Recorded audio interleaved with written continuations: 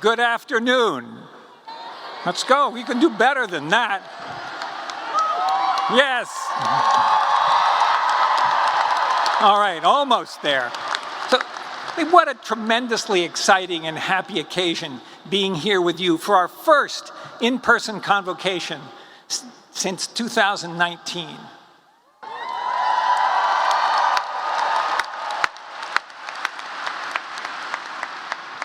We will get through. It's been a long time coming, and you've gone through unprecedented challenges to get to this day. So let's hear it for the Teachers College classes of 2020 and 2021.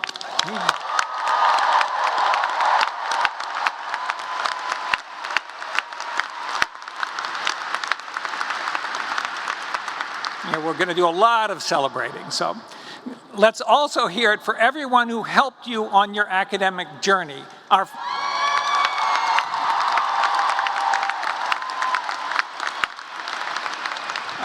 I would tell you to wait till I got through, but you won't listen. So first of all, our faculty who have done so much to support you and are so committed to your success. Now this one there.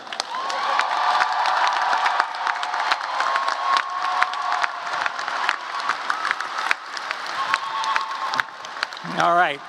Our staff who have put in unseen hours to ensure that you can continue to pursue your studies throughout the pandemic and stay connected to the college and to each other.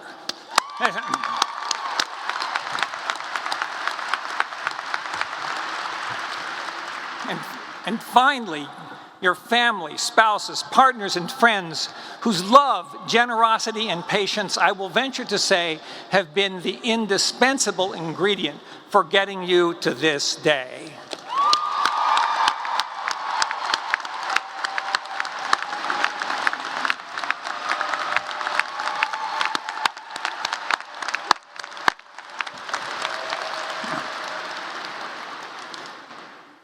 Let's also give a round of applause for the speakers who joined us in our 2020 and 2021 ceremonies, Nicole Hannah-Jones and Stacey Abrams. Very special. They were and continue to be a source of inspiration. Now, all of you took on the great and daunting task of obtaining a graduate degree for a purpose. For many of you, that purpose took the shape from the injustices and inequities you perceived around you, driven by compassion and a moral conviction that things could be different. You were impelled to make a change, to help create a society in which access, inclusion, opportunity, and empowerment were available to all individuals. This sense of purpose comes from what the renowned philosopher and TC faculty member Maxine Greene called wide awakeness. Living wide awake is the opposite of passivity and indifference.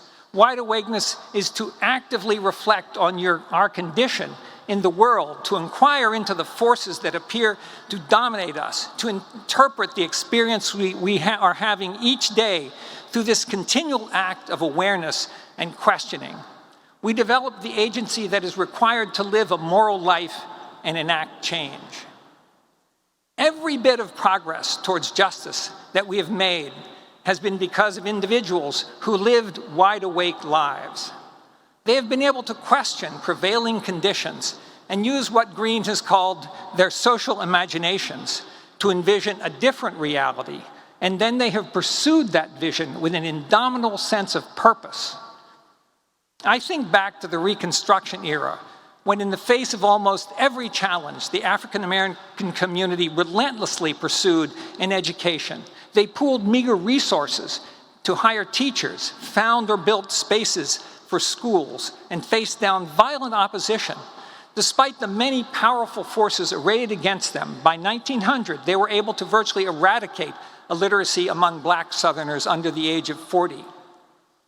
I think also of Americans like Dr. Susan LaFlèche-Picot, a member of the Omaha tribe born in 1833, who witnessed a fellow tribe member suffer and die because the white doctor refused to come. She was inspired to become the first Native American woman to earn a medical degree, served as a doctor and public health advocate for people and opened the region's first modern hospital. Or Dorothea Lynn Dix, born in Maine in 1802, whose own challenges with depression inspired her to advocate for the fair treatment of patients suffering from mental health disorders. She led the establishment of 32 modern health hospitals and helped shift public perception to a more compassionate understanding of mental illness. Teachers' College is infused with the spirit and legacy of such wide-awake lives. Sadie Delaney, for example, was born in North Carolina to a father who was a former slave. She escaped the Jim Crow South to earn doctorate education degrees from Teachers College. Undaunted by profound racism and discrimination, her driving sense of purpose led her in 1926 to become the first Black woman to teach domestic science in New York City High School. Bursting open closed doors so that others could walk through them. Or Dao Wen Sing, who came to TC from China in 1915 to study education, saying no genuine republic can exist without a genuine public education. After graduating, he headed home and founded the Morning Village Normal School in Nanjing. Along with his contemporary TC alumni, Zhang Poling and Zhang Minlin, he helped build a modern education system in China that brought it from illiteracy rate of almost 80% to the powerhouse schooling system we know today. And there's faculty member Elizabeth Farrell, whose social imagination was sparked in the early 20th century when she worked as a teacher with boys who were then labeled incorrigible and mentally defective. She sowed a revolution in how we teach students with disabilities.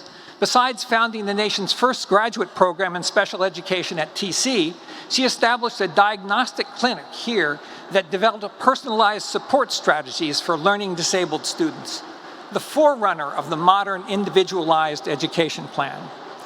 These individuals did not solve all of society's ills, but they saw one thing they could change. They pursued it relentlessly and made the world a better place. Today, our society faces many challenges. We are witnessing a rising tide of extremism and racial violence and an assault on reproductive rights. We still have to fight to ensure equitable access to a great education, to nutritious, affordable food, to high-quality medical, psychological, and therapeutic services. None of you will be able to solve all of these challenges, but you are here today because you have the wide awakeness to envision what could and must be better in your chosen field and strive to make it a reality. That spirit is so abundant in the classes of 2020 and 2021. The pandemic posed unprecedented challenges. Many of you had to juggle parenting or other kinds of care and working in scholarly pursuits. Some of you faced the death of loved ones, illness, solitude, or economic insecurity, but you persisted. You kept your purpose front and center. This purpose was exemplified by your classmates in the 2020 and 2021 student speakers, who found a way to share their inspiration, insight, sometimes locked down in far-flung locations. Aman Ahmad joined the 2020 ceremony from Denmark to speak about how adversity provides opportunities for inciting positive change and teaching compassion. Rachel Norman in Harlem called on us to resist giving up our convictions and to rise up to fight for a vision of what is possible. Amber Kim in Seoul, South Korea spoke about how the experience of the pandemic marked all of us with a spirit of resilience and the call to pursue a more equitable future. In our 2021 ceremony, Ruksha Souley from Brampton, Canada, reflected on having the determination to drive meaningful impact. And Sitara Maria, Carmen Martinez Ran, Rai Espinal, and Fahad Awan all shared moving tributes to the ways their families had inspired and sparked their drive and vision. All of you are now out in the world, working as educators, artists, counselors, researchers, leaders. You are bringing your knowledge, compassion, and wide awakeness to shape current and future generations and empower them to flourish in mind, body, and civic spirit. You may have already encountered frustrations, and there are sure to be more of them But if you hold tight to that sense of purpose that has brought you to where you are today, you will make change, you will have an impact, and you will make this world a better place. We are so proud of all you are accomplishing and what you will continue to accomplish. So let's hear it again for our amazing 2020 and 2021 graduates.